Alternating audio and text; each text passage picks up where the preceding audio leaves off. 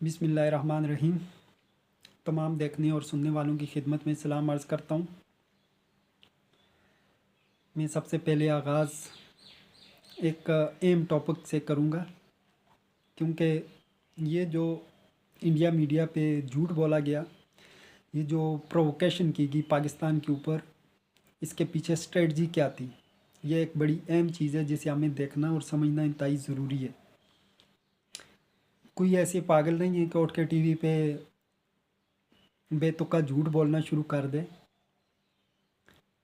اس کے پیچھے کوئی نہ کوئی خاص وجوہات تھیں، ایک اسٹریٹجی تھی، ایک مائنڈ سیٹ تھا۔ اور پاکستان کے اوپر کیوں پرووکیشن کیا گیا؟ اچانک پلوامہ کا ڈرامہ رچا کر پاکستان کے اوپر حملہ کیا گیا، اور یہ حملہ پوری تیاری کے ساتھ کیا گیا۔ یہ آج کی تیاری نہیں تھی، بلکہ یہ مودی گورنمنٹ 6 سالوں سے، پچھلے 6 سے 7 سالوں سے پاکستان کے اوپر حملہ کرنے کی تیاری کر رہی تھی۔ انہوں نے پوری اسٹریٹجی کے ساتھ، سب سے پہلے تو انہوں نے پوری طریقے سے پلان بنایا، اور یہ وہی مائنڈ سیٹ ہے جس طریقے سے یہودیوں کا مائنڈ سیٹ ہے۔ میں یاد دلانا چاہوں کہ جب سید صلاح الدین ایوبی علیہ الرحمہ دنیا سے رخصت ہوئے، ان کو جب قبر میں دفنایا گیا، اس دنیا جہاں فانی سے جب وہ رخصت ہو گئے اور ان کو جب دفنایا گیا، تو ایک یہودی نے تقریر کرتے ہوئے یہ کہا تھا کہ آج ہمارا سب سے بڑا جو مخالف تھا، سب سے بڑا جو دشمن تھا، وہ آخر کار اس سے ہماری جان چھوٹ گئی، لیکن اب ہم مسلمان عورتوں کو اس قابل ہی نہیں چھوڑیں گے کہ وہ دوسرا صلاح الدین پیدا کریں۔ اور پھر انہوں نے کئی سو سال تک ایک اسٹریٹجی بنائی، مسلمانوں کے اندر بے حیائی پھیلائی، مسلمانوں کے اندر طرح طرح کی ان کی کمزوریوں کو دیکھتے ہوئے، جو مسلمان جو ہے اس دنیا داری کے پیچھے جب پڑتے ہیں نا، تو دشمنوں سے ایک انتہائی ہر طرف سے فائدہ اٹھاتا ہے۔ جب ہم دنیا داری کے پیچھے پڑتے ہیں، اپنے نفسیات کے پیچھے پڑتے ہیں، اپنے ذاتی مفادات کے پیچھے پڑتے ہیں، یا ہم کسی اختلافات میں پڑتے ہیں، ہماری ہر کمزوری اور ہر خامی سے دشمن فائدہ اٹھاتا ہے، اور اس کو بہتر طریقے سے استعمال کرنا بھی جانتا ہے۔ تو انہوں نے کئی سو سال تک لوگوں کی نفسیات کے ساتھ کھیلا، لوگوں کی ان کے مفادات کو دیکھتے ہوئے ان کے مفادات سے فائدہ اٹھایا، اور ان کے جو اختلافات تھے اس سے فائدہ اٹھایا، اور ان کے جو یہاں تک کہ اگر کوئی شہرت یافتہ شخص پیدا ہوتا تھا، جب اسے شہرت ملتی تھی تو اس کو بھی استعمال کرتے تھے، اور آج بھی استعمال ہو رہے ہیں، اور ایسے کئی لیڈر ہیں جو آج بھی استعمال ہو رہے ہیں۔ میں نام نہیں لینا چاہتا کیونکہ یہ پھر اختلافات کو ہوا دینے والی بات ہے، لیکن آج بھی کئی لیڈر ہیں جو شہرت یافتہ ہیں اور استعمال ہو رہے ہیں۔ تو انڈیا نے بھی اسی طریقے کی یہ ایک اسٹریٹجی اپنائی۔ انہوں نے پاکستان کے اوپر حملہ کرنے کی، انہوں نے پاکستان کے اندر لوگوں کی ہر طرح سے ان کی غربت سے فائدہ اٹھایا، ان کے جو ذاتی اختلافات تھے ان کو استعمال کیا، اور سب سے مین چیز جو تحریک انصاف کی جرنیلوں کے ساتھ جو ایک چیکلش پیدا ہوئی، ایک رنجش پیدا ہوئی۔ آپ انڈیا میڈیا اٹھا کر دیکھیں، انڈیا میڈیا پہ ایک ہی بات بتائی جا رہی ہے کہ پاکستان کے اندر تو بس لیڈر تھا یہ ایک عمران خان، جس کو فوج نے جیل میں ڈال دیا۔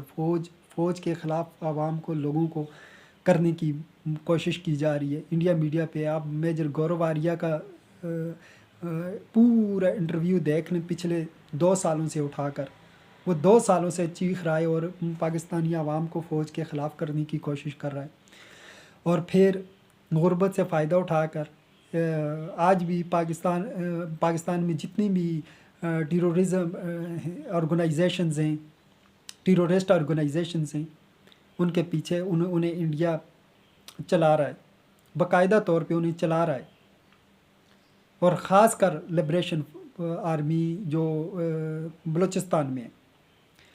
تو ہمیں اپنے آپ کو اپنے ذاتی مفادات کو سائیڈ میں رکھنا چاہیے، ان اختلافات کو سائیڈ میں رکھنا چاہیے اور اپنی ذاتی ایجنڈے کو سائیڈ میں رکھنا چاہیے جو ہمارے ہی خلاف استعمال ہو رہا ہے، جس سے ہم اپنے ہی ہاتھوں سے اپنے آپ کو دشمن کے حوالے کر رہے ہیں۔ اور یہ اسٹریٹجی ابھی قائم رہے گی، یہ ختم ہونے والی نہیں ہے۔ آگے زیادہ مؤثر طریقے سے وہ اقدامات کریں گے اور ان اسٹریٹجی کو استعمال کریں گے۔ وہ ہمارے اختلافات کو استعمال کریں گے، وہ ہمارے ہر طرح کی جو بھی کمزوری ہے، جو بھی خامی ہے، اس کو استعمال کریں گے اور زیادہ مؤثر طریقے سے استعمال کریں گے اب، کیونکہ انہیں پتہ چل گیا کہ پاکستان جو ہے وہ انہوں نے جس طریقے سے اندازہ لگایا تھا ان کے اندازے سے بہت بڑھ کے تھا۔ اب ان کو پتہ چل گیا پاکستان ایک پاورفل کنٹری ہے، پاکستان کو ہم اتنی آسانی سے زہر نہیں کر سکتے، تو اب وہ اس کے خلاف زیادہ مؤثر طریقے سے اس کو ایک دوسرے کے ساتھ لڑانے کی کوشش کریں گے۔ اور سیاسی لیڈر جو ہمیشہ سے مغرب نواز رہے ہیں، امریکن نواز رہے ہیں، ان کے مفادات ذاتی مفادات ہیں، ان کے ذاتی ایجنڈے ہیں۔ ہم یہ کبھی بھی ملک کی بہتری کے لیے کام نہیں کر سکتے، لہٰذا ملک کے اندر ایک عام انسان کے ساتھ چلنا ہوگا۔ ہمیں ہر چیز کو دیکھ کے آگے بڑھنا ہوگا۔ اگر ہم شخصیت پرستی کے پیچھے رہے یا کسی ایسے شہرت یافتہ شخص کے پیچھے رہے جو استعمال ہو رہا ہے، تو ہم اپنے پاؤں پہ آپ ہی کلاڑی ماریں گے۔ ہمیں عام انسان کو، میں پہلی بھی اپنی ویڈیو میں کہہ چکا ہوں کہ اگر اس ملک کی تقدیر کوئی بدلے گا تو ایک مزدور بدلے گا، ایک عام انسان بدلے گا۔ اگر اس ملک کی تقدیر اور ان لوگوں کی تقدیر کو کوئی بدلنے والا ہوگا تو ایک عام انسان ہوگا۔ اور یہ سب سے پہلے تو اللہ تعالیٰ کی توفیق کے مطابق، اللہ تعالیٰ کی حکم کے مطابق ہر چیز نے وقوع پذیر ہونا ہے۔ اس کے حکم کے بغیر ایک پتہ بھی نہیں ہل سکتا، لیکن جب ہم کھڑے ہوں گے تو ہمارے ساتھ ہمارا اللہ کھڑا ہوگا۔ بے شک ہم اکیلے ہوں گے، ہمیں دیکھنے والا سننے والا کوئی نہیں ہوگا، ہم بالکل تنہا ہوں گے، ہم کھڑے ہوں گے۔ جس ٹائم ہم کھڑے ہوں گے تو اس وقت ہمارے ساتھ واحد طاقت اللہ تعالیٰ کی طاقت ہوگی جو ہمارے ساتھ ہوگی، اور وہی طاقت ہمارے لیے کافی ہے، میرے لیے کافی ہے۔ مجھے کوئی پرواہ نہیں، کسی چیز کی کوئی لالچ نہیں، نہ میں کوئی اینکر پرسن ہوں، نہ میں کوئی کسی سیاسی پارٹی کا جو ہے وہ نہ چمچہ ہوں، اور نہ ہی سیاسی پارٹی کا کسی سے میں متاثر ہوں، نہ کسی سیاسی پارٹی کو جو ہے کے پیچھے اندھا ہوں۔ میں اپنی کھلی آنکھوں کے ساتھ مسائل میں پیش رہا ہوں اور مسائل کا سولوشن ڈھونڈ رہا ہوں، دیکھ رہا ہوں۔ میں اگر کھڑا ہو سکوں یا نہ ہو سکوں اپنے لوگوں کے لیے، اپنی قوم کے لیے، اپنے ملک کے لیے، لیکن میں کوشش کر رہا ہوں کہ کوئی ایک میری طرح کا آدمی کھڑا ہو، جو مجھ سے زیادہ مضبوط اور پاورفل ہو، جو مجھ سے زیادہ قابل ہو، ایبل ہو، جو مجھ سے زیادہ بہتر اسٹریٹجی رکھتا ہو، لیکن عوام کے لیے رکھتا ہو، ملک کے لیے رکھتا ہو، قوم کے لیے رکھتا ہو۔ یا پھر اللہ تعالیٰ مجھے جتنی بھی توفیق دے میں اس کے مطابق اقدامات کروں۔ آج میں یقینی طور پہ تنہا کھڑا ہوں، میرے ساتھ میرا سایہ بھی نہیں ہے سوائے اللہ کی ذات کے۔ دوسری چیز جو کشمیر کا ایشو ہے، کشمیر کا معاملہ ہے، اس حوالے سے میں بات کرنا چاہوں گا۔ اتنے عرصے سے کشمیر کا مسئلہ جو ہے وہ سرد خانے میں پڑا ہوا ہے، کتنا اہم اور اتنا ضروری حل طلب مسئلہ سرد خانے میں پڑا ہوا ہے۔ اس نے بہت ساری ہمارے دلوں میں، ہمارے ذہنوں میں غلط فہمیوں کو پیدا کر دیا ہے۔ میں یہ بتانا چاہوں کہ ہم ٹکڑوں میں بٹ کے کبھی نہیں جی سکتے، کبھی اپنے لیے، اپنے لوگوں کے مفاد کے لیے بہتر نہیں ہو سکتے۔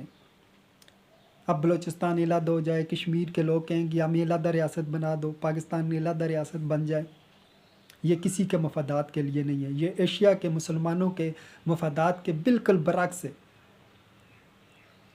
بلکہ میں یہ کہنا چاہوں گا کہ پاکستان، افغانستان اور کشمیر کو ملک ہے، صرف مل کر صرف ایک ریاست ہونی چاہیے، ایک ملک ہونا چاہیے۔ یہ ایشیا کے لوگوں کے مفادات کے زیادہ بہتر ہے، بہت زیادہ بہتر ہے۔ ایشیا کے ہمیں نہ صرف اپنی ذات کو دیکھنا چاہیے، اپنے علاقے کو دیکھنا چاہیے، بلکہ ایشیا کے لوگوں کے مفادات کے لیے کو دیکھنا چاہیے۔ ہمیں چھوٹی سوچ کے ساتھ نہیں آگے بڑھنا چاہیے۔ ہم چھوٹی سوچ کے ساتھ کبھی بھی بہتری اور بھلائی نہیں کر سکتے، نہ اپنے لیے نہ اپنے لوگوں کے لیے۔ ہمیں ایشیا کے مسلمانوں کے مفادات کو مد نظر رکھتے ہوئے آگے بڑھنا چاہیے۔ ہمیں پورے ملک کے مفادات کے لوگوں کو دیکھتے ہوئے آگے بڑھنا چاہیے۔ یہ ذاتی سوچ، ذاتی ایجنڈے، اپنے ایجنڈے لے کے چلنا، جیسے پاکستان میں پیپلز پارٹی کا اپنا ایجنڈا ہے، نون لیگ کا اپنا ایجنڈا ہے، پی ٹی آئی کا اپنا ایجنڈا ہے، اپنے ایجنڈے کے اوپر کام کرنا، یہ لوگوں کے مفادات کے لیے نہیں ہے بالکل۔ یہ ایشیا کے مسلمانوں کے مفادات کے بالکل بھی بہتر نہیں ہے۔ ہمیں ایک ملک بننا چاہیے، ہمیں اتحاد پیدا کرنا چاہیے، ہمیں ایک ایجنڈے کے نیچے جمع ہونا چاہیے، اور ہم سب کا ایک ایجنڈا ہونا چاہیے۔ اگر ہم اس طریقے سے دیکھیں گے، سوچیں گے، اپنی ایجنڈے لے کے چلیں گے، تو ایک گھر بھی کبھی ترقی نہیں کر سکتا، ایک گھر تک کو ہم نہیں سنبھال سکتے، ایک ملک کو تو سنبھالنا بہت دور کی بات ہے۔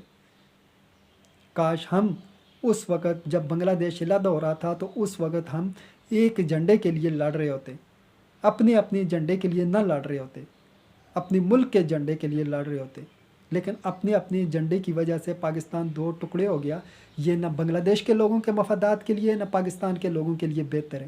نہ بنگلہ دیش کے لوگ بہتر ہو رہے ہیں، نہ پاکستان کے لوگ بہتر ہو رہے ہیں۔ اور ہماری چھوٹی چھوٹی سوچ رکھنے والے لیڈر جو اپنی حکومت کے لیے، لوگوں کے اپنی ذات کے لیے، اپنی حکومت کے لیے ٹکڑے ٹکڑے کر دیتے ہیں، ٹکڑوں میں بٹ رہے ہیں، لوگوں کو بانٹ رہے ہیں۔ کیا کبھی مسلمان، کیا آپ تاریخ اٹھا کر دیکھیں، جب مسلمان متحد تھے تو مسلمان دنیا کی سب سے بڑی طاقت تھے، مسلمان دنیا کی سب سے زیادہ ترقی کرنے والے تھے، مسلمان دنیا میں سب سے زیادہ علم حاصل کرنے والے تھے، مسلمان دنیا میں سب سے زیادہ خوشحال قوم ہوتی تھی، مسلمان دنیا میں سب سے زیادہ اپنے دین اور دنیا کے قریب تھے۔ لیکن جب سے وہ ٹکڑوں میں بٹے ہیں، کسی کی بہتری اور بھلائی نہیں ہوئی۔ لہٰذا یہ چیز ہمیں سمجھنی چاہیے کہ ہم اتحاد کے ساتھ طاقتور ہیں، ہم ایک ایجنڈے کے ساتھ ترقی کر سکتے ہیں، اپنے ایجنڈے کے ساتھ نہیں۔ تو لہٰذا ہمیں ان چہروں سے، یہ جو عجیب قسم کے، میں تو کوئی لفظ استعمال نہیں کرنا چاہتا، لیکن ہمیں ان سے جان چھڑانی ہوگی، اور ہمیں مغرب نواز پالیسیوں سے باہر نکلنا ہوگا۔ ہمیں پاکستان کے لوگوں کے مفادات کے لیے اور ایشیا کے مسلمانوں کے مفادات کے لیے کھڑا ہونا ہوگا، تبھی ہم دنیا کے مظلوم لوگوں کے مفادات کے لیے بھی کھڑے ہو سکیں گے۔ لیکن سب سے پہلے ہمیں خود کے ساتھ انصاف کرنا ہوگا، ہمیں ایک دوسرے کے ساتھ انصاف کرنا ہوگا، ہمیں ایک ایماندارانہ زندگی گزارنی ہوگی، اور اپنے نفسیات سے نکل کے ہمیں اپنی دنیا اور آخرت کی فکر کرنی چاہیے۔ ملتے ہیں اگلی ویڈیو میں۔ اللہ حافظ۔